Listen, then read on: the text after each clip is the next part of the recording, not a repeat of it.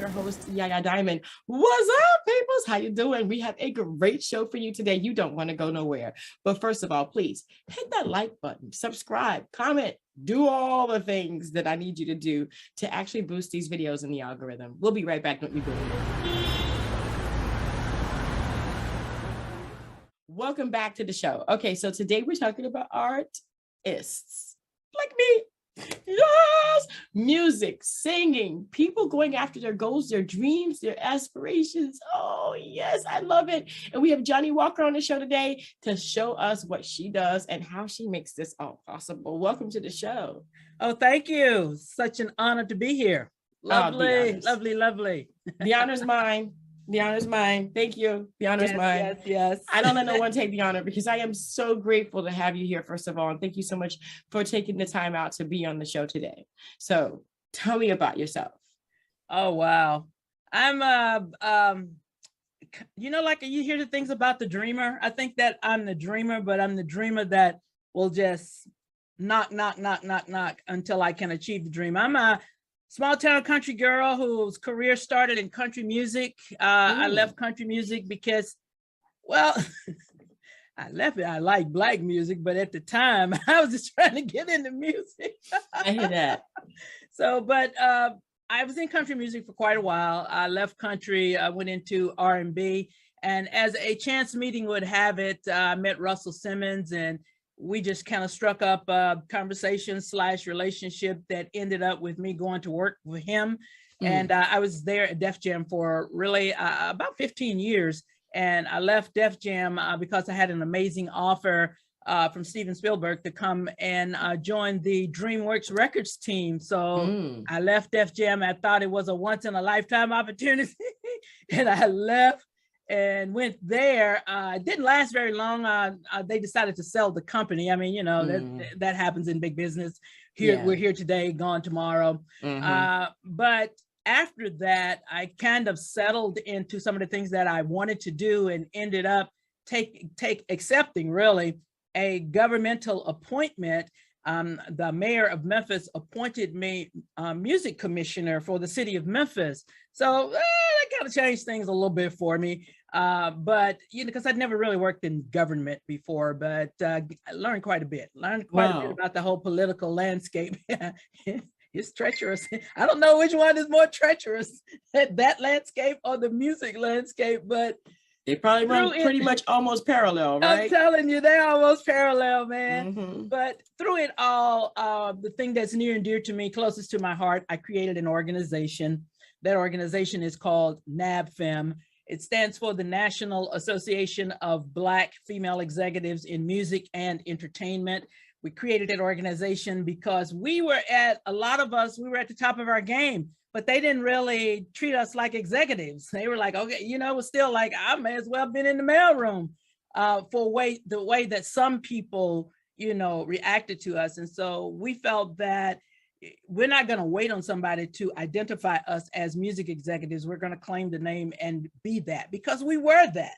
But we were hoping maybe or expecting that our counterparts or colleagues would, treat us in that same manner, but, they didn't. So it just kind of became that thing of creating a platform, an avenue for us as women and what we do, and navigating in a very male-dominated industry our way, and to try to find our path and also understand the importance of reaching back. And because while we had climbed quite a few mountains, obviously there are some young sisters out there that were trying to climb those same mountains. So that's really the essence of the organization. We started it, and we introduced it to the industry in 2000. And here we are, 2022, we're still here. 22 years later, goodness gracious, and the biggest thing that I say that I slap on my finger my hand for not knowing about your organization, because I am a Black female in the music industry and didn't know. And let me tell you, I'm going to say this, we did the best that we could. I felt with the resources that we had to make our work known, to make our organization known. But, let's keep it real. How many people, companies, corporations, et cetera, want a group of strong Black women? So if there is something to suppress that, it happens. And I can tell, you know, and this is something, and certainly I'm not going to name anybody or anything like that, but, you know, we ran into situations where we just wanted to have a meeting. If we went to a major music conference and we just want to have a meeting to discuss our issues, the difficulty of getting a room. Like, really? We just want a room. I know. But, you know, it's a lot of things. And I'm so excited for all of the things that are happening now, because finally our voice is being heard. Right. Finally, we matter. Finally, you realize that we do more than cook and have babies. We do a lot of things. You know, we're the essence. We're the essence of life. So not only are we the child barriers, we are there raising the child, and you, our significant other, sometimes feel like we're raising you too. I'm telling you what, it's, you know, and it's so difficult too, because like literally we're doing the music and we're raising our children. My mom was a single mother in the music industry and she raised me. She's amazing. She's my hero. And I know how hard it is. I know how hard it is. That is what we do. You know, it's, I would always tell guys, and, you know, I had a lot of respect for the guys that I work with, because some of them were absolutely fabulous. But, you know, I said, this work, the way that you guys do it, and for us, it's like night and day. It's like night and day. A 3-month promo tour for a guy is nothing like a 3-month promo tour for a woman. It's just, it's night and day.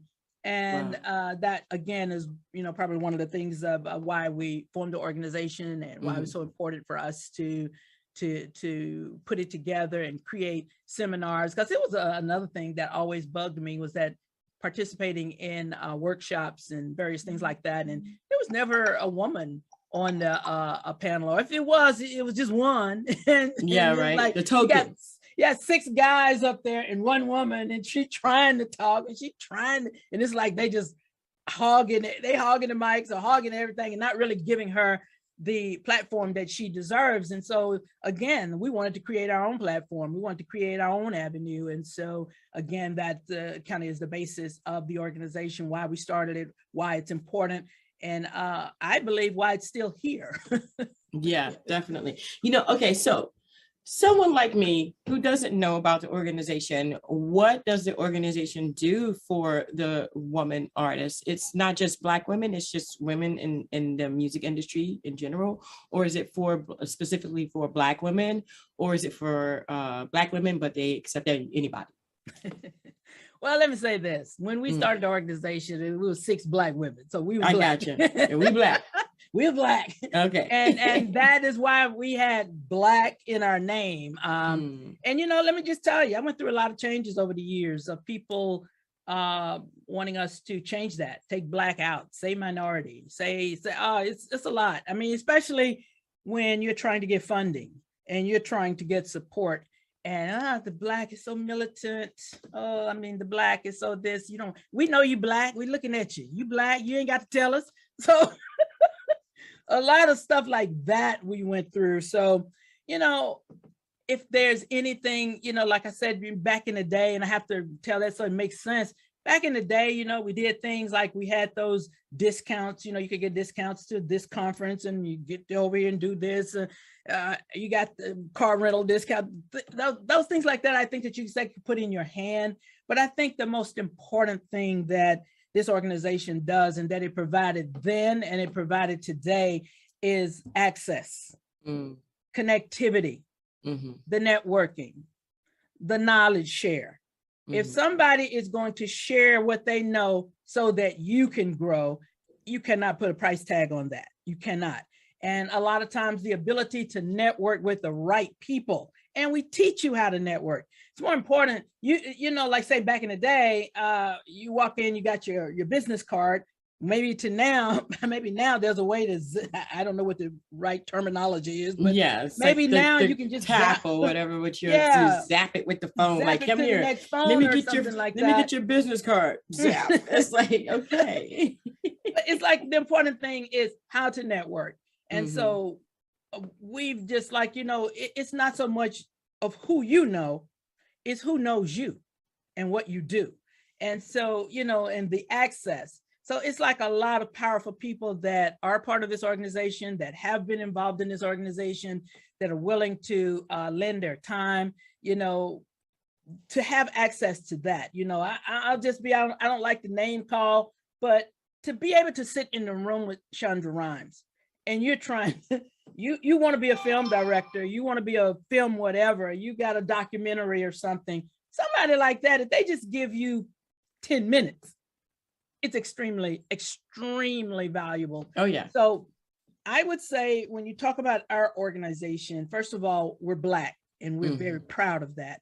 And so we push that very heavily because I believe, and this is my belief, I believe that as a Black woman in entertainment, Susie does not encounter, Becky with the good hair does not encounter what I encounter. So it, again, is important for us to teach our sisters and to share those journeys with our sisters so that they are prepared. So it's connectivity, it is the knowledge share, it is the access, and, you know, the education, because the teaching, the things that you learn are going to empower you to take that next level.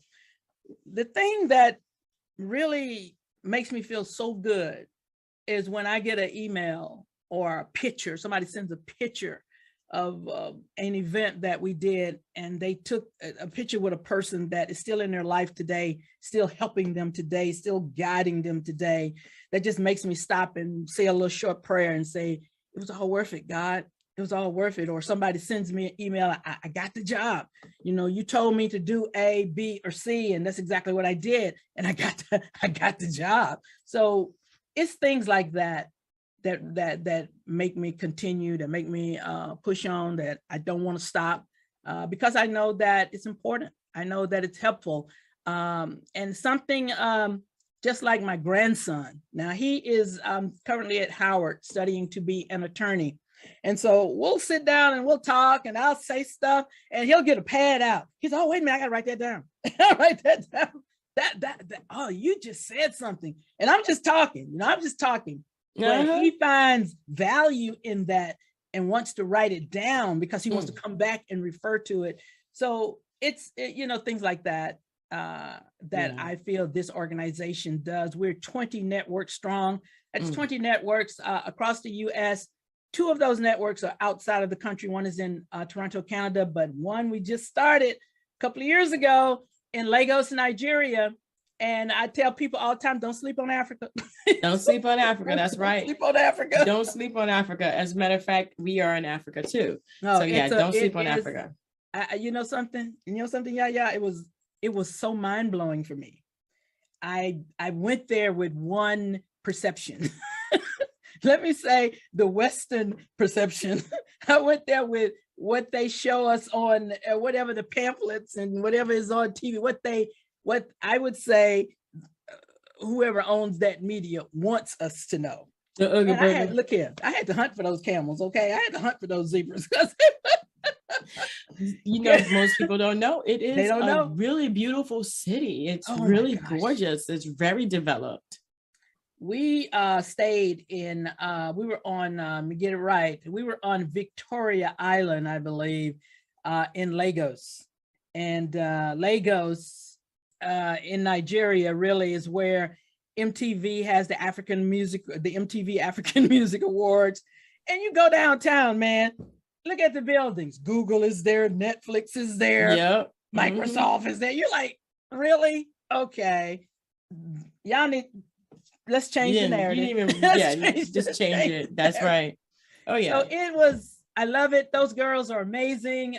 They are so powerful and it's really funny. One day we were going to an event and so they came into my room and said, Ms. Walker, you have to wear all African makeup.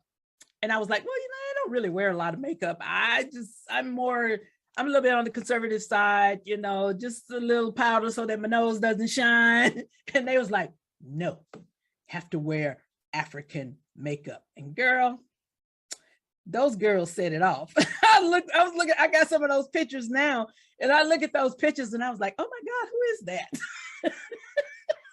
But they are amazing. They are looking good, huh? amazing. Wow. Wow. Wow. So, okay. So if like say I come into the organization, how do you come into the organization? How does someone like me who is not affiliated yet become affiliated? Is there like a criteria? What do you expect for them to already have, if anything, when they come in? Well, the basic fact that I'm looking at you right now, that's the criteria. And I'm, let me just say this. We have a code of ethics on our website. Go to our website at nabfem.org. You'll see it. Click About Us, and you'll see our code of ethics. We've never in the 22-year history of this organization expelled anybody. But our biggest desire is for you to want to achieve.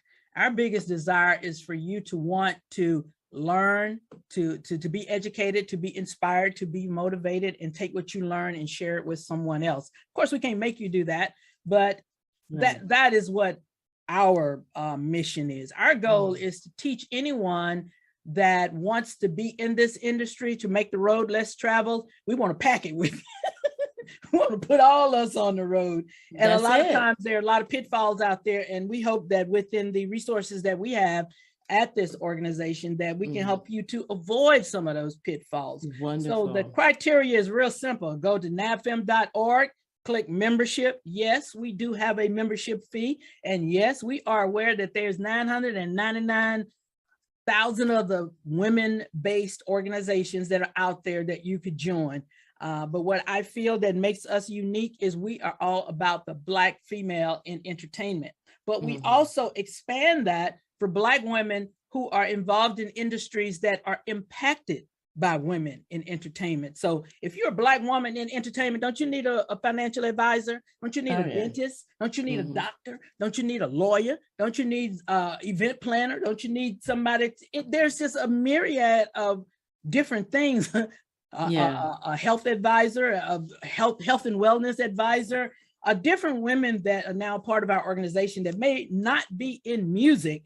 But understand that what you do impacts an individual who is in music. So that's how we've been able to broaden our territory, or should I say cast a wider net, so that we have other women that are involved in the organization. And they found that, it's been fruitful for them. A little quick story I'll share with you. We had a meeting one night, and there's a lady that was there, and she said, well, I really like what you guys are doing, and this seems like a very powerful group, but, I'm not in music, and so I don't know where I would fit in. And so I asked her, I said, well, ma'am, what do you do? She says, I repair bad credit. I said, put her on the front row. Put her on the front row. We all need her. So tell me about it. It's just a matter of the outreach. And if you want to be a part of us, again, I'll go back to the membership fee. Listen, Zoom ain't free, okay? Zoom doesn't care who we're empowering. They don't care what we're doing. They want us to pay that fee. That's right. That goes for any of the service providers that we use. We have to pay them. So in order for us to provide the services that we need and want to provide and do the things that we need and want to do, usually there is a cost associated with that. So membership dues go towards membership dues enable us to meet the cost of the service providers that we use. Wow. Wow. To me, this is amazing. I love the fact that you're incorporating women who are in the music industry, who need that support, and that, what I mean?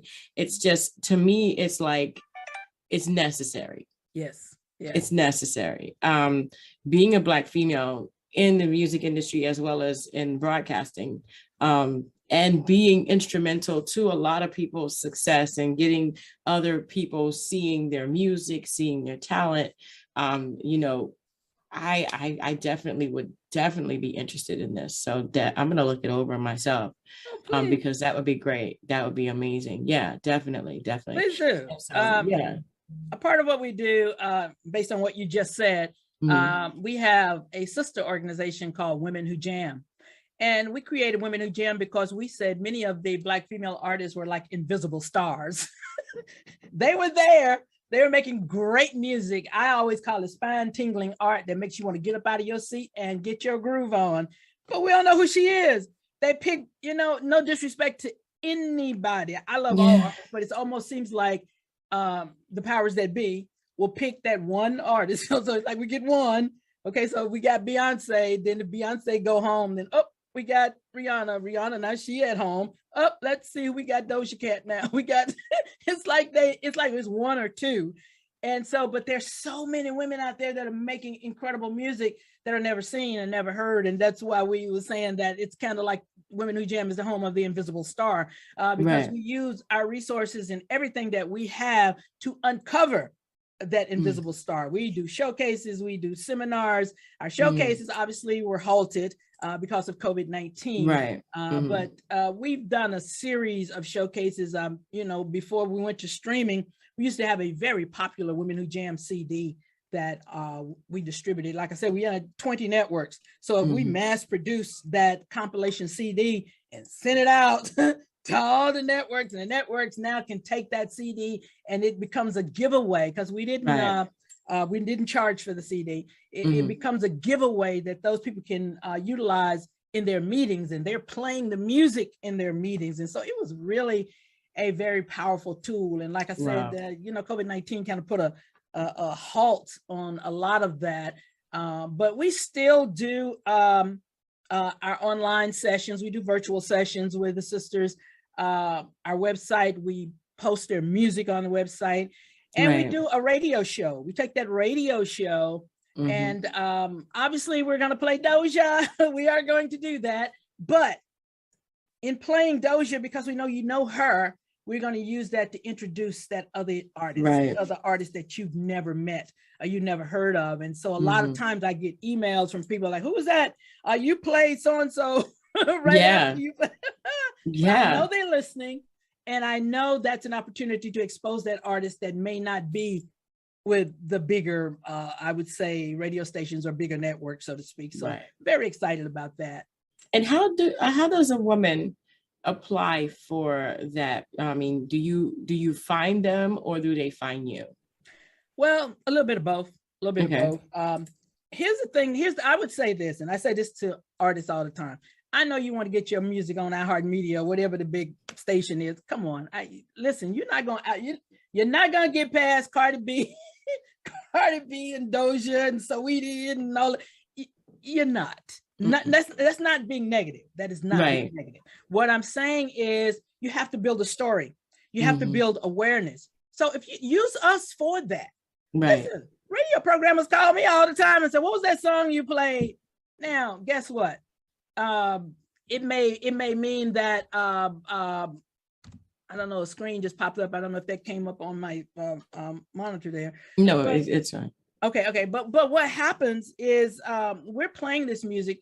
People are listening to the music. They may not give us any accolade or credit for it, but I know they're listening because they call and asking me what songs I played. So I look at it from that aspect. Right. So I say to women, send us your music. We make it real simple. Women Who Jam at AOL.com. Send me a downloadable link. You don't have to do like they did back in the day. You got to package it and mail it. You don't have to do that. I'm gonna go ahead and put that. Yeah, I'm gonna definitely let me write that down. So when I go ahead and let me get a pencil or something. Yeah, send us music. Women Who Jam at AOL.com. I'll download it. Now let me say this. It's very important. Our radio show is aired on quite a few college stations. So we can't play your SoundCloud version. If you create music with a lot of explicit language, we can't play it. We can't play it simply because of the college stations will call us. Other radio stations, maybe internet stations, they don't care. But we don't have the time or the energy to do a special show. Yeah. Just because you got curse words throughout your. Exactly. We want to play the music. Now, some songs are oh my gosh, I'll tell my producer, can you clip that out? If it's one word or something like that, my producer will do it. But if it's a whole lot, he's not going to do that for me for free. So I just don't even bother with it. But you can just send us the music. We're going to listen to it. And what I look for is how, if I'm playing Doja, I'm just using her as an example, because I like Doja Cat, as you can tell. Mm-hmm. If I'm playing Doja, I needed to be able to mix. I need to be able to mix your song with that. So if you're being super creative, that's fine. I just got to find a way to make sure maybe you fit better with Jasmine Sullivan, or maybe you fit better with another type artist. And I just got to sit there and find the artist that kind of I can mix you with. And that's really my challenge.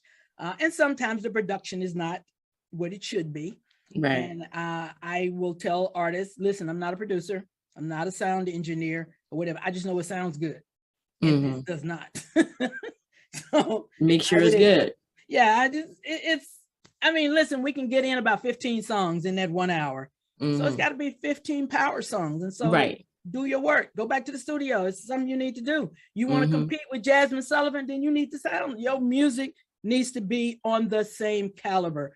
Your levels need to be just like hers. Don't bring me your level way down here and Jasmine is way up here and expect us to play it. So that's the only criteria.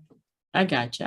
That is wonderful, though. I think that's amazing that, you know, we as women have something that we can actually, in a place that we can actually go. Yes. And you've created that 22 years. Yeah. Wow. I know you've seen a bunch of things. What do you suggest for women who want to, you know, or have been out there for a while and they now want to be a part of something bigger like your organization, and even women who jam?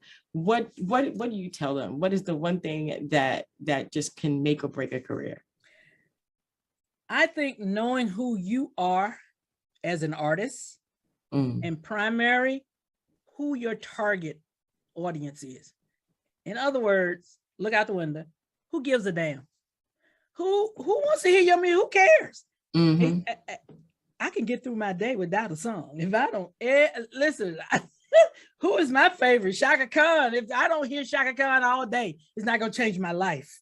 If I need to go to the market, Shaka Khan ain't gonna put no gas in my car. So you gotta understand that you have a product that people can live without. They don't have to have your music. So if people like your music, they like you, your job is to understand who that core is and super serve them. It's really about them. Because if someone likes your music, and I bet you've done it, Yaya, if somebody likes your music, they're gonna like, girl, have you heard so-and-so, so-and-so? And that person will say, no, I haven't heard that. Boom, email, because it's so easy now. Perfect example. I'm on the phone the other day with a young lady and we're just talking. And she says, Miss Walker, have you heard Amazing by Mary J. Blige? I said, no, I haven't heard that. I said, I got Good Morning Gorgeous and the one that sung about the rent money. She said, no, you need to hear So Amazing. I said, oh, well, I hadn't heard, I hadn't heard that and no one has sent that to me. Please, 2 seconds later. She said, listen to this song. This is hot. So I would say to an artist, know your target market, know their behavior. Obviously, COVID-19 has changed a lot, but that is something artists, and here's something else that's important, and it's because of COVID-19. Have your own. Do not depend solely on Facebook. Do not depend solely on all of these social networks that are out there. What if they decide we done made our billions, we going home? What are you gonna do? What do you have? So you can set up your Wix or Yahoo or some type of website, set up a website where your fans can come to you, whether they're on Facebook or not. Set up a way so that you can communicate with your core audience wherever they are. Have a list. Many artists don't even have a list. They don't even, who are the bookers at if COVID lifts, and it is in some markets it's changing. Okay, so you want to perform, you don't even know who books at the club or the venue. You don't even know who, if you need to have an event planner list, you need to have a booking list, you need to have a venue list, you need to have all of that so the people that love you know where you are, know how to come and consume your music, and can patronize whatever it is that you're doing. Watch you blow up. I used to go to Joe's Pub to see Lettucey. If 50 people can get in Joe's Pub, that's a crowd. It's a very small little place, but people would pack in there to see Lettuce. And I'm telling you, man, if 50 people could come in there and sit down at the table, it would surprise me. That was a very small venue, but look at where she is now. Yeah. So it's knowing your target audience and super serving that audience. Not to say you can't be an artist of the world. I know that's what you want to do. But for now, if you're building your mountain, you're building it. And so you need to focus on the people that like your music and people that like you and people that are willing to come to see you, people that are willing to pay for that download. Well, I don't think they do downloads now. People. Yeah, they actually do still do like downloads. Yeah, they say, well, if the downloads, please, these are the things, super serve the people that are serving you. And I think that'll give you the opportunity to expand your brand. With people like to just make music and throw it up there and see what sticks. Well, if you put 10 songs out there, an example, have you ever left your home with 10 shirts on? I don't think so. Have you ever put on 10 pairs of socks? I don't think so. You wear one sock at a time. I got one top on at a time. That's all I got. So your music is the same way. If you know, I mean, using Beyonce or somebody like that may be a bad comparison, but I would say they put one song out. They ain't gonna let you get all those songs at one time because they want you to buy all of them. They want you to get the entire album. So they tease you. They work you with that one song to generate the interest, to generate the desire, to get the attention, and to get you to do that one thing they want you to do is go pay $13.99 or whatever the full product costs. That's right. That's what they want you to do. So treat your music the same way and treat what you do, give it the same value. Don't just throw it all out there and see what sticks. Now, like I said, Beyonce, that might be in a bad, not a so good of a example, but you can just kind of look around and see where some of the situations where there's only one song. Now, I know people put everything up on Spotify and all of this, okay, but you're giving people too many choices, in my opinion. Yeah, I hear you. It needs focus. It has to be, if you're a new artist, up and coming artist, focus, write that word down, focus, because that will help you to deliver a lot more. If you're all over the place, you're trying to satisfy everybody and not satisfying anybody, it generates more problems than it does, I would say, support, because you don't have any focus. Right.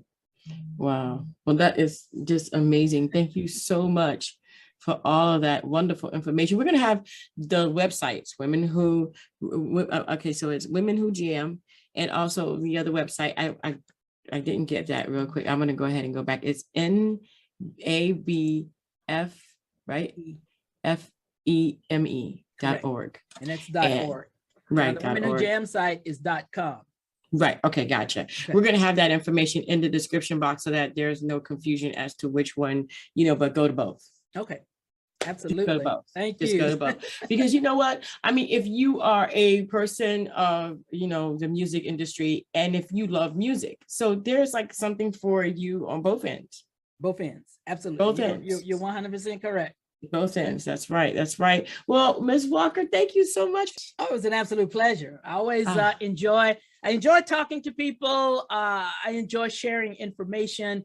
And I certainly enjoy a platform that gives us an opportunity to share with everybody NABFEME, what it is and why it's here, why it's important. Yes. It's very important. Very, very important. I love it. I absolutely love it. I love what you've done. Keep it going. 22 years and still counting, still going strong. Wonderful. Wonderful. And I can't wait to see Women Who Jam. I want to go there now and listen to some music.